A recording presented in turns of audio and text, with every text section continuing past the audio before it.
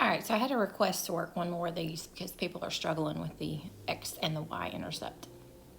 So the first thing this problem asks me to do is put this in standard form, vertex form. All right, so to do that, remember we separate our X terms. All right, then we go through the part of making sure my leading coefficient is 1 because I want to complete the square. So to complete the square, remember you take half of that middle term, so half of 4, which is 2, and square it. So I add 4 there. All right, also remember you have to keep this as an equivalent equation. So whatever I add here, I've got to add the opposite because 4 minus 4 is 0. So I haven't changed anything. So I've got to do that step. So now all I have to do is write this in my vertex form, which is going to be x plus 2 squared and then minus 5, which means I can look at this and I can identify the vertex. I could say I know A is positive, so it opens up. I've got a minimum that equals -5, and we'll talk about that in just a minute. All right, so it does actually tell you to find the vertex. We know that the vertex is HK, so that's -2, -5. We change that sign. All right, now this is the part where I think people are struggling with. So let's find the X and the Y-intercepts. Now I'm going to do the Y-intercept first. All right, because if I find the Y-intercept, remember to find the Y-intercept, you let X be 0. Look at our function.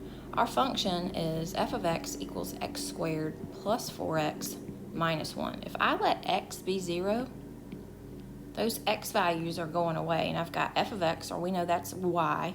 Y equals -1. Y equals -1. Well, that's my y-intercept. So 0, -1. To find your x-intercept, you let y be 0. All right, now to find my x-intercept, it's actually going to be easier to use the vertex form in order to find it. Now, you can use either form you want to, but for my y-intercept, I used the original function. Because all I had to do was let x be 0, and it's just staring me right in the face that y is -1. All right, for my x-intercept, I'm going to use y equals, and remember for our x-intercept, we let y, so y is 0 equals my standard form, which is x plus 2 squared minus 5. All right, now when I solve this for x, the first thing I'm going to do is add 5. So I get 5 equals x plus 2 squared. All right, now I'm going to take the square root of both sides because this is something squared, so I'm going to undo that, the inverse operation. So I'm going to take the square root of both sides, so I get positive or negative. When you introduce a square root into the problem, you've got to take the positive value and the negative value. So that's going to be the square root. Positive square root of 5, negative square root of 5 equals, when I take the square root of a perfect square, that just leaves me with what's underneath the radical. All right, and then the last thing to do to isolate that x is subtract 2. All right, so I've got, and I'm going to switch over here. So I've got x equals, when I subtract 2, I take it over to, I'm going to do -2 plus or minus the square root of 5. Now, your WebAssign is not going to want you to approximate. So don't plug this in your calculator and give me an approximate decimal. Leave it just in this form. So my x-intercept 1 is going to be -2 plus the square root of 5. And then we know y is 0, so that would be a point, depending on how they ask you to write that.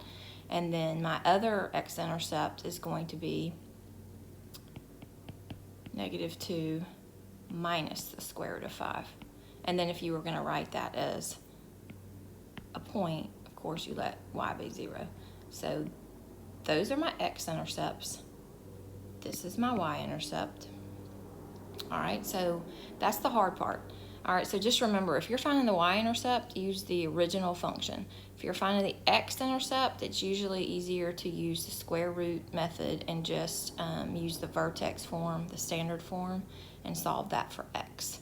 All right, and do not approximate. Leave it as an exact answer.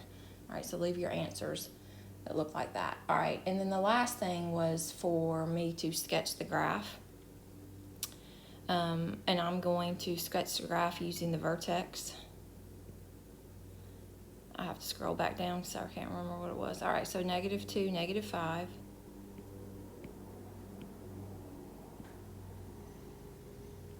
All right, so -2, -5. There's where my parabola changes direction. And then I'm going to use the fact that I know that the y-intercept is 0, -1, and symmetry. So I know that this graph is doing this over here, which means it's doing the exact same thing on the other side. All right, so that's what my graph looks like. All right, then it actually asks for the domain and the range.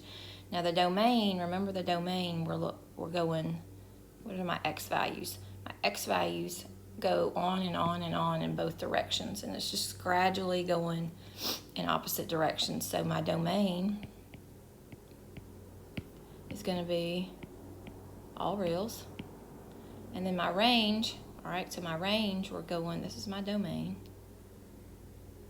My range, we're going